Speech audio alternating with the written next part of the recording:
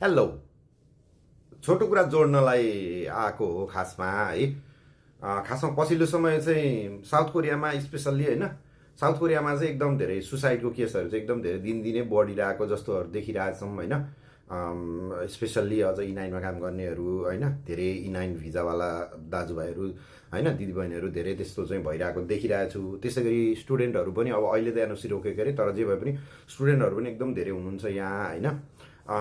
खासमा चाहिँ हामी नेपालबाट चाहिँ साउथ कोरिया आयौँ भने नेपाल र साउथ कोरियामा खासै समाज चाहिँ खासै त्यस्तो धेरै फरक छैन क्या। नेपालको जस्तो किसिमको चाहिँ अलिकति अलिक ट्रेडिसनल टाइपको समाज छ नि, साउथ कोरिया पनि अलमोस्ट त्यस्तै हो। यिनीहरू विकासको केसमा अब अलिकति होइन भनौँ न, आर्थिक कुराहरूको केसमा मात्रै हामीभन्दा धेरै अगाडि होइन, नत्र भएदेखि यस्तो कुराहरूमा चाहिँ यिनीहरू पनि पछाडि नै छन् क्या खासमा। यहाँ पनि कोरियनहरू पनि अब मैले थाहा पाएँ, जहाँसम्म थाहा पाएसम्म चाहिँ यिनीहरू पनि खासमा अब मानसिक समस्याहरू भन्न लजाउने, लुकाउने होइन, त्यो किसिमको कुराहरू चाहिँ हुन्छ भने चाहिँ हामी नेपाली पनि फेरि यस्तै सोसाइटीमा आइपुगेका छौँ धेरैजना होइन। जबकि अब मानसिक स्वास्थ्य बिना त स्वास्थ्य नै हुँदैन नि त खासमा। जस्तो कसैलाई इन्जाइटी छ, कसैलाई डिप्रेसन छ हो, कसैलाई मानसिक सम्बन्धी जुनसुकै पनि अब हामीले थाहा पाएको दुईवटा टर्मिनोलोजी भनेको यो दुईवटा भयो होइन। तर अरू जुनसुकै पनि रोगहरू छ मानसिक सम्बन्धी होइन, मानसिक स्वास्थ्य सम्बन्धी भनेदेखि चाहिँ आफ्नो नियरेस्ट मान्छे होइन, घरमा कोही होला, वाइफ होला अथवा बाबा मम्मी अथवा दाजुभाइ अथवा दिदीबहिनी को छ, आफ्नो नियरेस्ट मान्छेसँग चाहिँ एटलिस्ट सेयर गर्न चाहिँ नहिचकिचाउँ, त्यति मात्रै हो खासमा चाहिँ होइन।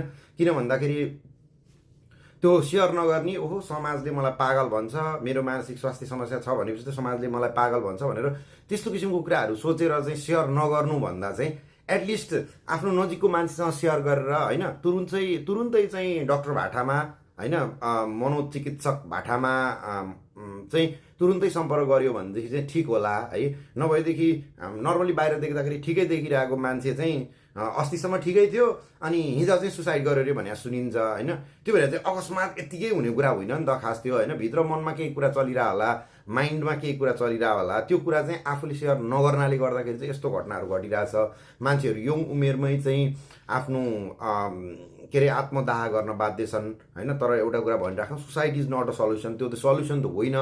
अब म फेरि कुनैको परामर्शदाता पनि होइन है खासमा, तर यहाँ जस्तो स्टुडेन्टहरू यति धेरै हुनुहुन्छ होइन, इभन इपिएसका साथीहरू त्यति धेरै मेहनत गरेर आउनुभएकोहरू हुनुहुन्छ होइन, धेरैजना।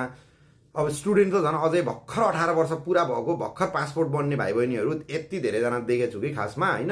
अब उहाँहरूलाई मानसिक समस्या अब बाहिर आइसकेपछि त्यति सजिलो हुँदैन नि त, जुनसुकै देश भए पनि होइन।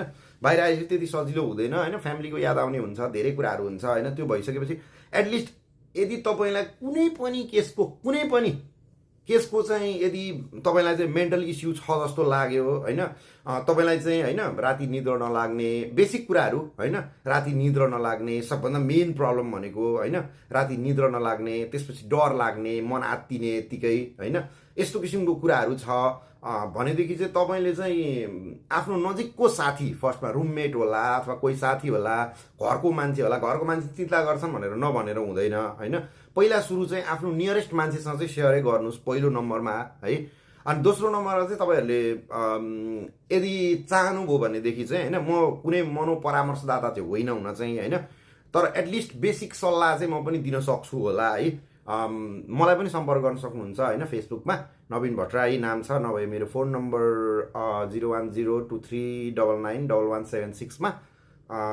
खास त्यति नै भन्न आएको थिएँ है। आफ्नो मानसिक स्वास्थ्यलाई चाहिँ एकदम स्वस्थ राख्नुहोस् है। मानसिक स्वास्थ्य तपाईँको खराब छ भन्नुको अर्थ इट डजन्ट मिन कि युआर म्याड है, तपाईँ पागल हो भन्ने होइन। त्यस कारणले गर्दाखेरि मानसिक स्वास्थ्यको चाहिँ एकदमै राम्रो ख्याल गर्नु होला। आफूलाई कुनै पनि त्यस्तो किसिमको निद्रा नलाग्ने त्यस्तो किसिमको कुराहरू छ भनेदेखि तुरुन्तै आफ्नो नजिकको साथीहरू अथवा घर परिवार होइन कोसँग तुरुन्तै सेयर गर्न सक्नुहुन्छ। म मेरो फोन नम्बर चाहिँ डिस्क्रिप्सनमा पनि राखिदिन्छु है। यसो केही सहयोग हुनसक्छ भन्ने मात्र है। म काउन्सिलर चाहिँ होइन खासमा फेरि है, त त्यही भन्न लागेको थिएँ। धन्यवाद, इन्जोय।